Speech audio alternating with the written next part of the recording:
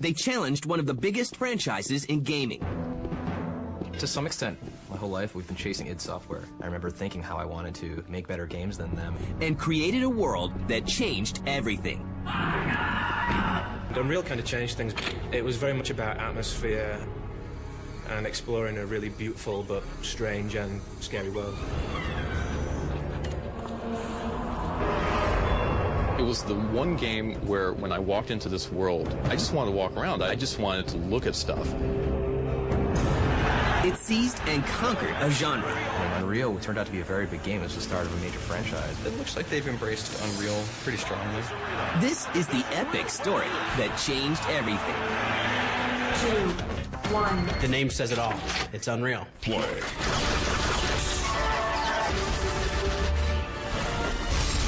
Flawless victory!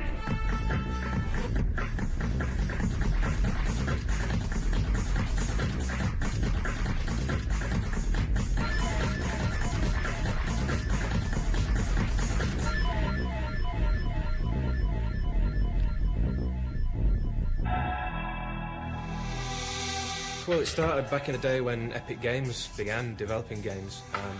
They started with games like Jazz Jackrabbit. I was one of the first people at the company, but Mark was, other than Tim Sweeney, who's the founder, Mark was the other guy. The year is 1998, and a game from id Software called Quake 2 is the undisputed champion of the first-person shooter genre. To some extent, my whole life we've been chasing id Software. I remember when I was making my own games, and there was John Romero and John Carmack were making Commander Keen and Wolfenstein. I remember thinking how I wanted to make better games than them.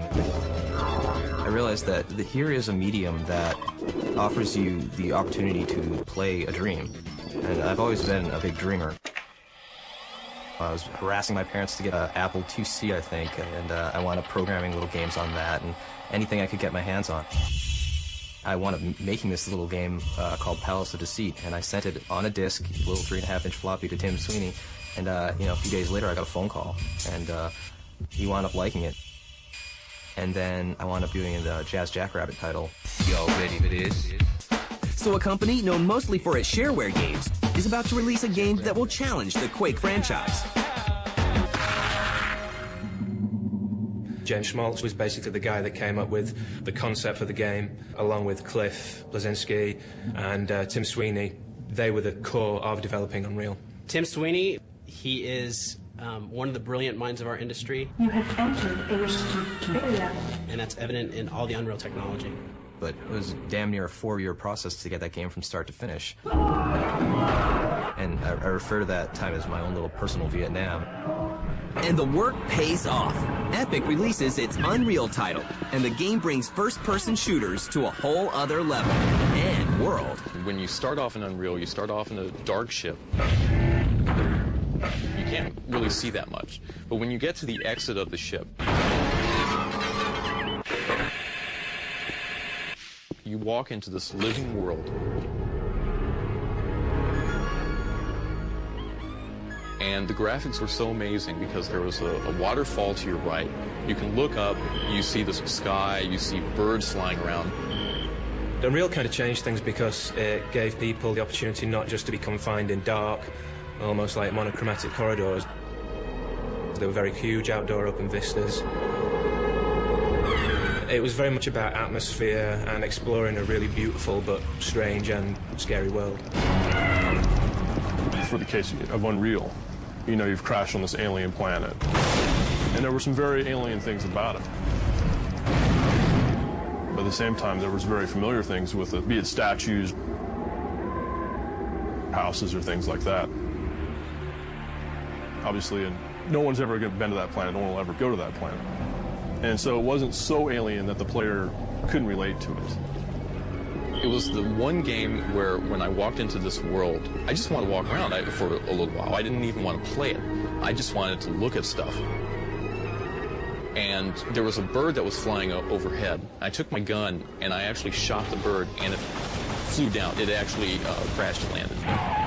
To be playing a game, a first-person shooter, have your guns and there's alien guys you have to go kill and things like that. And you go outside and you actually stop to like check out a waterfall. To me, that says a lot.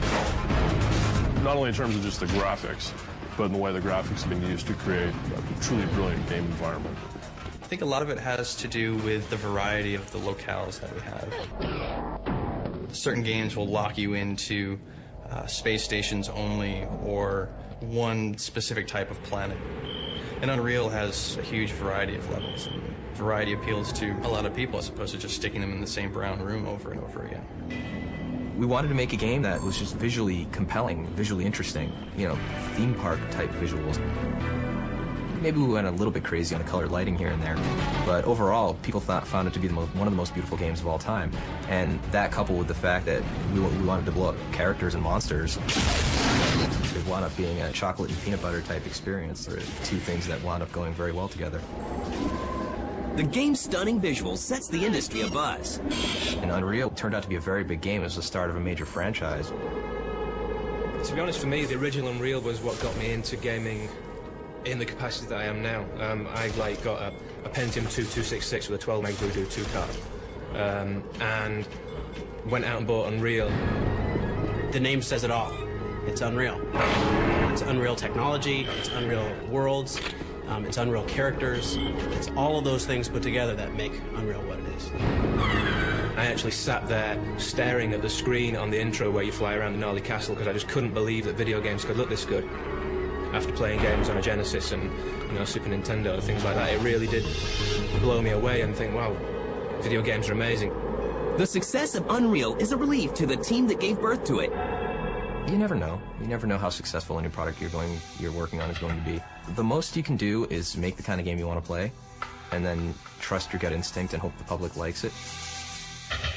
But fundamentally, when it comes down to it, it's you know, 20 people in one office trying to make something that they think is a gem. And it gets hard because, you know, you work on a game for 2 years, sometimes more, and you get to the point where you don't want to play the game anymore because you played it so damn much. And if, at the end of the game, when you're ready to ship it, if you still think it's fun, then you might have a winner on your hands. While the first Unreal is just getting settled in as one of the premier first-person shooters, another Unreal prepares for its debut. But will this epic game live up to the hype?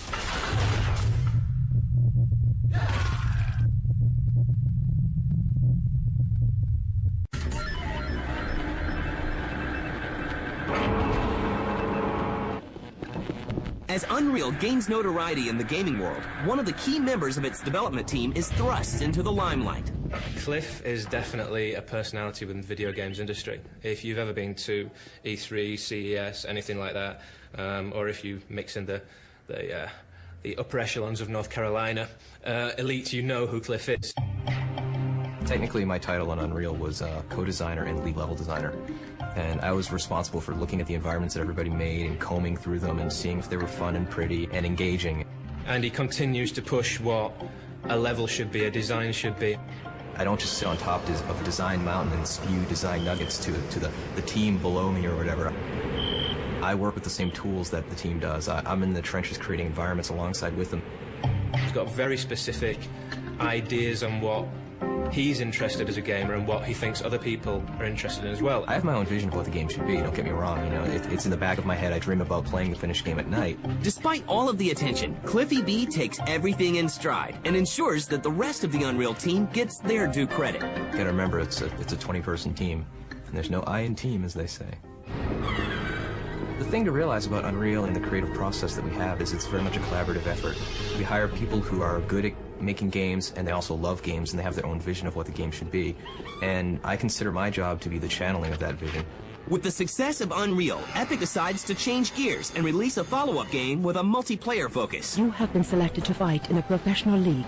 The new game is called Unreal Tournament. To win the tournament. Unreal Tournament really introduced multiplayer gaming to many PC gamers. Certainly did myself. At the time, it was an immediately addictive game, especially, you know, going online and playing against people on the internet, which was then very much a fledgling new thing to do. There's something about online gaming that single-player gaming just doesn't capture. There's something about playing the game on the internet and seeing somebody in front of you and fighting against them and knowing that there's a real person there. Beyond that, playing on local area networks, in the office, at school, college, whatever. You were competing live against other people with a game that looked fantastic. Burn, baby! The technology was amazing, the physics was amazing. Straight out! We actually saw that Unreal was more than just one product. It actually turned into multiple products with the release of Unreal and then Unreal Tournament, and then also with the creation of Unreal Technology and the licensing of Unreal Technology. It became kind of this thing that was going every which direction. It was needed. You can't fit all of what Unreal can be in both the story-based and the multiplayer aspect into one game. It would take too long, and you would start to dilute one portion. Unreal Tournament surpasses the success of the original and the expectations of gamers. Oh, yeah. We did Unreal Tournament in Raleigh, and that was the follow-up, and that did much better than Unreal, sold over 2.5 million copies worldwide. The new online multiplayer game spawned some pretty clever ideas. The clan wars, there are these little clans of people on the internet who band together and play as one unit, as teams. And there's even a cyber athlete professional league that people are making money in that I serve on the board.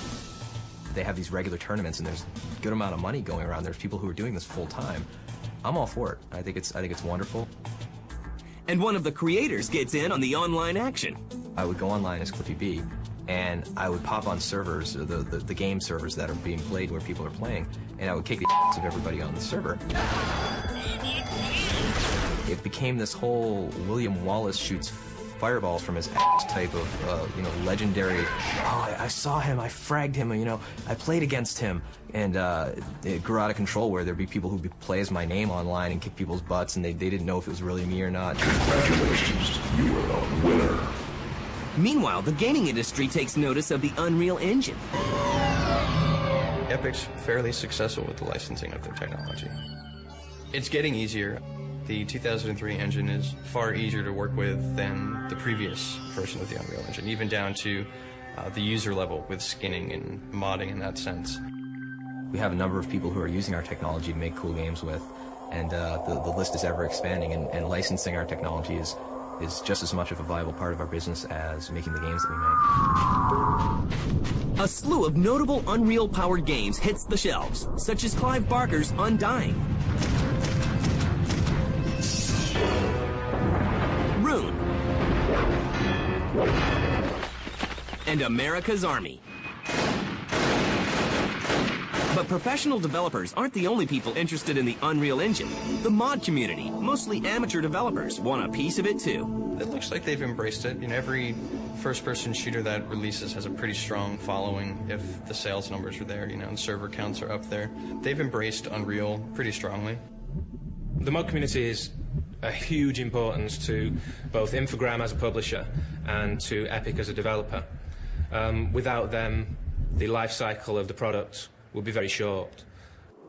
And one of these mods becomes so popular that the publisher Infogrames decides to turn it into a full retail product under its newly acquired Atari label. A particular case in point for Infogram would be Tactical Ops, which used the original Unreal Tournament.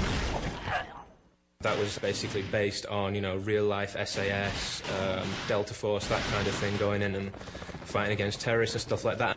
We saw that the community was so enthralled with this particular mod that we really didn't have a choice. It was something that people really wanted, and so we put more money into the development of that product.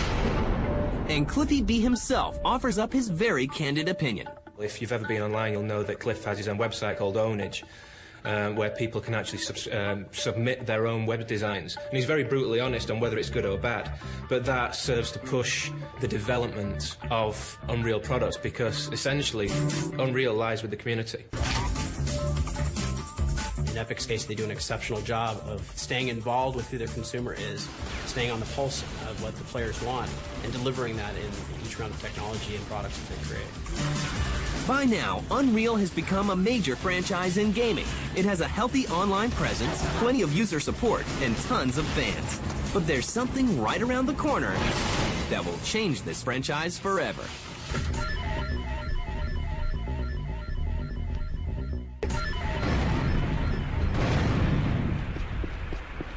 In 2002, the Unreal series is firmly entrenched as one of the premier gaming franchises. Unreal Tournament 2003, the legend returns. Unreal Tournament 2003 is released, and gamers everywhere are wowed again. We didn't just take UT, slap a new coat of paint on it, and try and make more cash by calling it 2003. How do I look? Not as good as me, baby. It is a new game. It's very much like the original, but it has to be its own entity, and that's what we tried to do.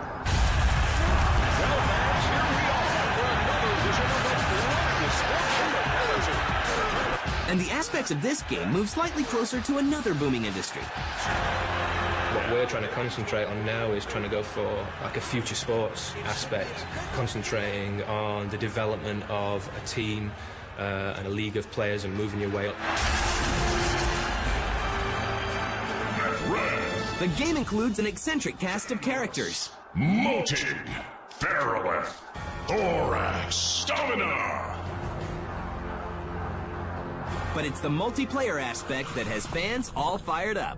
Multiplayer is everyone jumps in, everyone just blows each other up with no theme, just instant arcade action, which is fine. But we wanted to lend the sports feel to it, just to have some sort of fresh feeling to it. Blue team scores. It is a competitive sport, and that kind of reflects what's happened online because, you know, people do compete professionally. There are clans and there are guys who go out there and earn a considerable amount of money just by playing games like Tournament and Tournament 2003. Anyone else want New round in. You have a more competitive arena to do things in. You have more access to different styles of presenting the game. Announcers. Blue team dominate. Averted. Or scoring. 2-1. Blue team scores. Themes. Crowd interaction, that sort of thing. So it just seemed like a logical step, giving it a more an arena-based sport theme.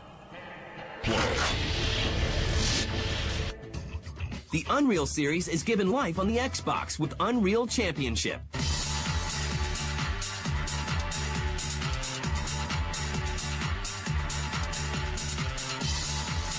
Yeah, this is cool. You can play against all the other guys around here. You're gonna frag them. Unreal Championship was originally developed on the Xbox. We started about 2 years ago. And there's a lot of subtle differences and a lot of large gameplay differences. But Unreal Championship is really geared towards the console. We designed a lot of the levels around the controller. We spent a lot of time researching what the best controller configuration would be so that we refined them highly for each different platform. Again, it's pretty sweet. Duck faster next time. Obviously, the Xbox was a good fit for the Unreal brand. It was online, out of the box, being able to have the live support from Microsoft, and they worked really closely with us to give us the best experience that we could for the end user. Is that your best? But things don't stop with Unreal Tournament 2003 and Unreal Championship. A full sequel to the original Unreal is released in early 2003. Unreal 2, this is our next big title. This is going to be huge for us. Unreal 2, rather than being a multiplayer game like, for example, Tournament 2003, concentrates fully on the single-player aspect of the Unreal universe. Good to see you, Dalton. You play the role of a guy called John Dalton, who's a TCA Marshal, which is effectively the 24th century's equivalent of a sheriff of the Old West. Sir, I know the score. Stow it, Dalton. You're basically in the back end of space. There's nothing much happening out there when all of a sudden, you know, all hell breaks loose. Mayday, mayday! We're in trouble down here. The facility has been overrun by hostile aliens. Remember now, search and rescue. No rough stuff. Yes, Mother. And you're involved in an incredible adventure featuring different races, different worlds. Like the original Unreal did for me as a gamer back then, it's going to define what first-person shooters are to a new generation of gamers. I'm absolutely convinced that people are going to love Unreal 2. Let's look at the main base in the holotank. Meanwhile, the Unreal technology keeps getting more unreal.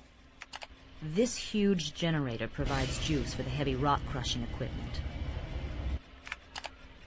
Here is the nearest entrance from your drop point. Good luck down there. We have this, like, 1,000 times leap in detail. And we basically had a year where we had to figure out how to upgrade our technology and our pipeline for building these environments to the point of using this much detail and really showing it off. We're not sitting back and looking at Unreal 2 and Unreal Tournament 2003 and thinking that we're done. There's still a lot more that's going to go into the Unreal brand. But in the end, the Unreal franchise is still a labor of love for those that created it.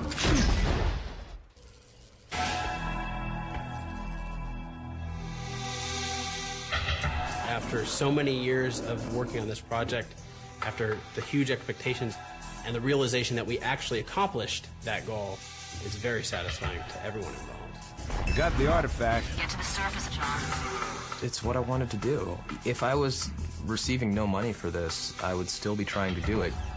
If I was a mechanic and I was working at Jiffy Lube, I would come home at the end of the day and I would be screwing around with my computer trying to build stuff. That would be what I would be doing on my spare time.